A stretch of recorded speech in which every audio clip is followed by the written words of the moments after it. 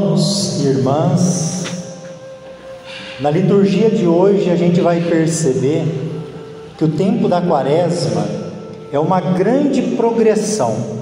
É como se a gente estivesse subindo uma montanha, e para subir uma montanha, para chegar no topo, a gente não pode nem voltar e nem parar. Porém, cada um de nós vai subi-la conforme as suas condições físicas e espirituais.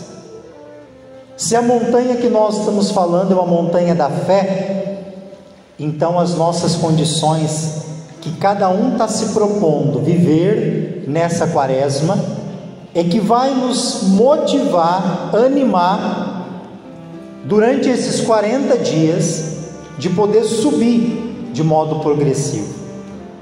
Sempre na missa, a primeira oração que temos se chama oração coleta. Ela colhe todas as nossas intenções. E ela normalmente é um pequeno resumo de toda a liturgia. No primeiro domingo da Quaresma, a oração coleta dizia assim: que o Senhor nos dê a graça, durante esses 40 dias, de crescer de modo progressivo, no conhecimento de Jesus Cristo. Esse é um objetivo. Durante a Quaresma, a gente crescer no conhecimento de Jesus. Hoje a oração coleta nos diz assim: o modo da gente crescer em conhecer Jesus é escutar a sua voz, conforme diz o Evangelho. Escutai o Filho amado. O Evangelho de hoje é da transfiguração. Na verdade, a transfiguração de Jesus é uma festa que é celebrada no mês de agosto, de modo solene, vestidos de branco. E agora, no segundo domingo da Quaresma, nós temos também essa liturgia da transfiguração do Senhor. A primeira leitura de hoje é de um homem conhecido na Bíblia como pai da fé. Nós estamos no capítulo 15 do livro do Gênesis. Esse homem ainda se chama Abrão, sua esposa Sarai. Somente no capítulo 17 que o seu nome vai ser mudado. Quando Deus muda o nome de alguém na Bíblia, significa que aquele nome fala da missão dele. Então, mais para frente, o nome dele de Abrão, que é o nome que está aqui hoje, vai se mudar para Abraão, que significa o pai de uma multidão, o pai na fé. E a sua esposa, que chama Sarai, vai ter o nome mudado para Sara. Esse homem, um dia, Deus falou com ele lá na terrinha dele, em Ur dos Caldeus, e disse para ele: Abraão, deixa tudo e vai para uma terra que eu te prometo. Você já imaginou? A experiência que Abraão faz é a nossa de fé. Se a fé fosse enxergar já tudo o que vai acontecer, ninguém teria fé. A fé é como se fosse uma luzinha no meio de uma grande escuridão. O Abraão teve que deixar a estabilidade. Quem quer deixar estabilidade? Abraão teve que deixar a terra dele, o clã, família, tudo. E ele não foi para um lugar que ele sabia onde era. Se a gente sabe, a gente tem segurança. O Abraão saiu do lugar que ele tinha segurança, Ur dos Caldeus, e foi para uma terra chamada Prometida, mas que ele não sabia onde era. Ele só confiou que quem iria guiar ele nesse caminho é o Deus que falou com ele. E aí, na leitura de hoje, Abraão está ficando velhinho, a sua esposa está ficando velhinha, e eles começam a se questionar: cadê essa descendência que Deus prometeu para nós? Nós nem filho temos, e não ter filho para o povo da Bíblia é uma desgraça. E Deus chama Abraão para fora e pede para ele olhar as estrelas. Eu imagino que aquele céu devia estar estrelado, com muitas estrelas. E Deus fala para ele: Abraão, eu vou fazer de ti um povo, uma multidão tão numerosa, maior do que as estrelas do céu. E aí então Abraão, ele vai oferecer um sacrifício. Ele pega aqueles animais de 3 anos de idade, isso é uma prática, e ele corta os animais no meio, e então os separa, como se fizesse um corredor em meio à separação dos animais que foram cortados. Só não corta as aves. Na tradição, ao cortar esses animais e fazer como se fosse uma passagem, a pessoa devia passar no meio desses animais para, como se fosse confirmar o que ela fez, selar a aliança. E Abraão não faz isso. Ele cai num profundo sono.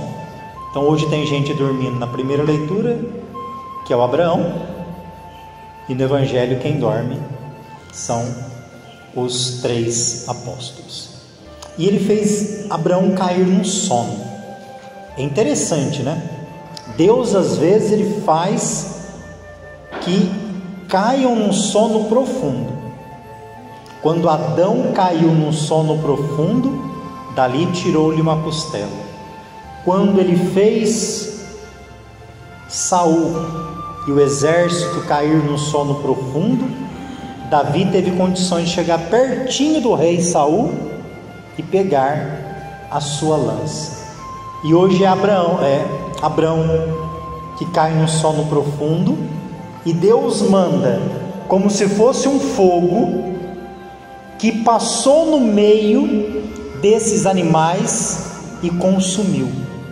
O fogo aqui na Bíblia, essa imagem, como aqui no Evangelho, se chama teofania. Teo, Deus, fania, manifestação. É uma manifestação de Deus. E quando o fogo passa no meio desses animais, que devia ser o Abraão a passar, é Deus dizendo assim: sou eu que estou fazendo aliança com você, Abraão. E a minha aliança, ela é perpétua e eu não falho. Quando Deus passa e consome esses animais, Ele está afirmando a aliança dele com o Abraão. E Ele está falando isso para nós hoje também. Eu fiz uma aliança com você, e com ela eu vou ser fiel, sempre. No Evangelho de hoje, esse texto da transfiguração, ele tem em todos os evangelhos sinóticos, em Marcos, em Mateus, e hoje nós estamos ouvindo de São Lucas. Jesus levou com ele 3 dos discípulos, o Pedro, o Tiago e o João. Por que ele escolheu esse? Tem tanto discípulo para escolher. É interessante que esses 3, eles vão estar presentes em situações, vamos chamar assim, de mais importante, ou que mais tiveram destaque na vida de Jesus. Ao mesmo tempo, um pai e uma mãe, quando tem um filho que dá um pouquinho mais de trabalho, ele traz esse filho junto de si, para que junto dela, possa aprender com ele e com ela, possa estar junto, para ir aprendendo. Esses 3 de hoje, acho que foi os 3 que mais deram trabalho para Jesus. O Pedro, além de negar Jesus 3 vezes, quando ele mais precisou, você conhece aquele homem? Não, eu não conheço. Chegou um dia a dizer para Jesus, para ele não realizar a sua missão, e Jesus falou assim para ele: afasta-te de mim, Satanás. Tu pensas como os homens e não pensas coisas de Deus. Os 2 aqui de hoje irmãos, Tiago e João, tinham um apelido até de filhos do trovão, Boanerges. Eram os dois com temperamento alto, nervoso. Chegaram a pedir para Jesus: olha, nós queremos um lugar à tua direita e um à tua esquerda. Um deles chegou a dizer assim para Jesus: olha, manda fogo para destruir os samaritanos. Então também Jesus, quando traz junto dele, é para formar, é porque nós precisamos ser mais trabalhado por ele. E eu acredito que então muito de nós aqui nesse tempo da quaresma, Jesus vai trazer pertinho dele, porque sabe que muito de nós somos difíceis, damos trabalho, e ele quer então trazer a gente perto dele, para aproveitar esse tempo da graça de Deus, para também nos transformar. E ele sobe com os três numa alta montanha para rezar. Os outros sinóticos não falam de oração, fala que ele sobe numa montanha, mas Lucas sempre fala que Jesus está rezando. Você sabe que na Bíblia a montanha, ela é o lugar da oração, e esses três sobem com Jesus até a montanha. Subir na montanha não é uma coisa tão fácil, exige esforço, perseverança. É o lugar da oração. Se você não tem perseverança, você reza uma belezinha na quarta-feira de cinza. Nossa, quem vê você rezando na quarta-feira de cinza, quase que chama a gente de santo. Depois, primeiro domingo da quaresma, já reza metade da oração.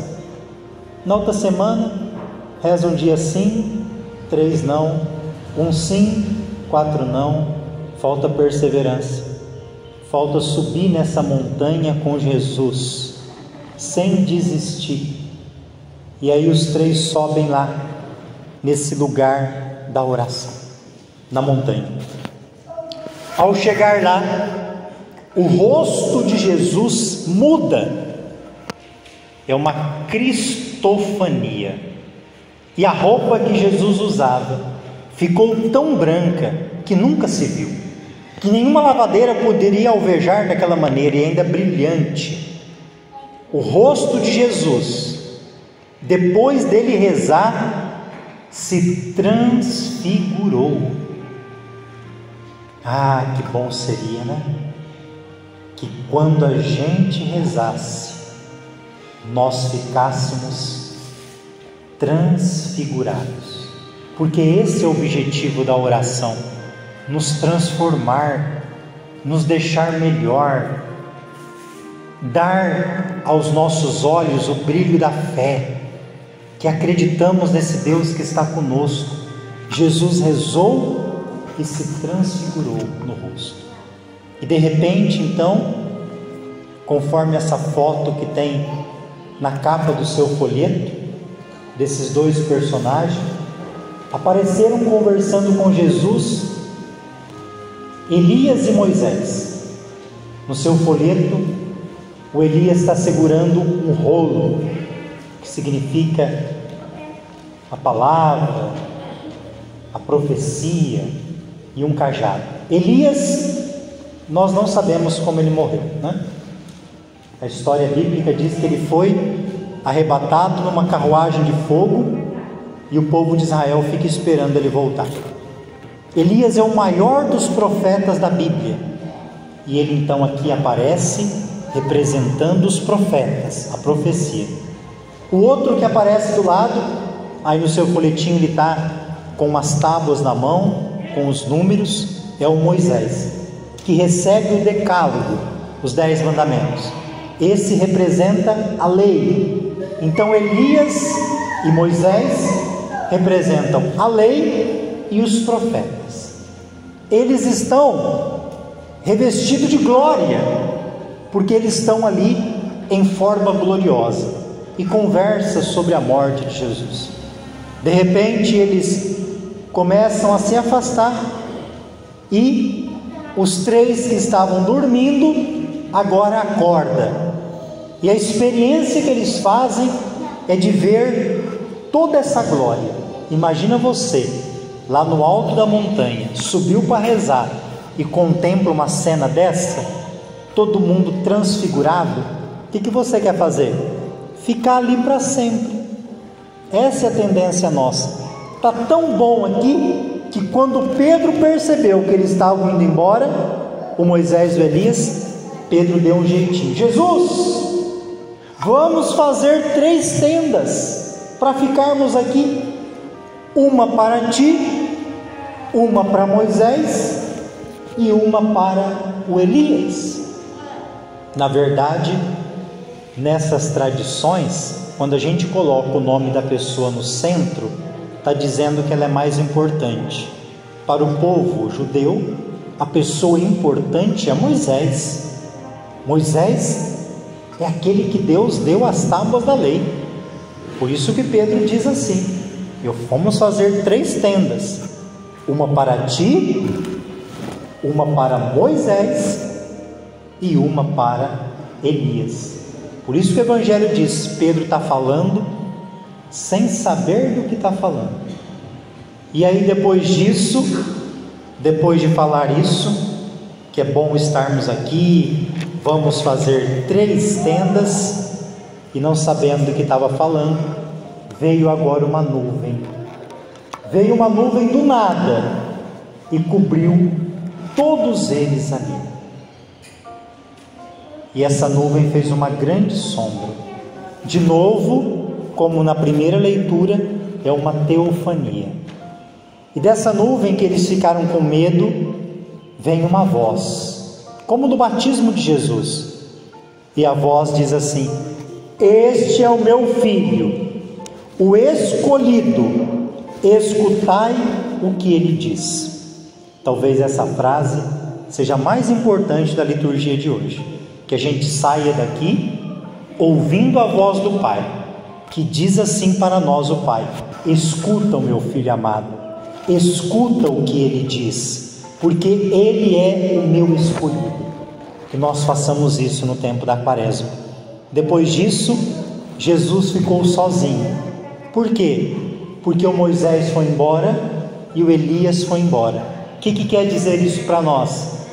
Que nesse momento não se precisa mais desses 2 que representam o Antigo Testamento, porque Jesus é o profeta dos profetas, Jesus é a verdadeira lei.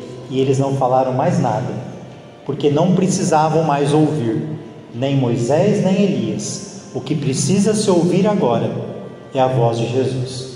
Louvado seja nosso Senhor Jesus Cristo.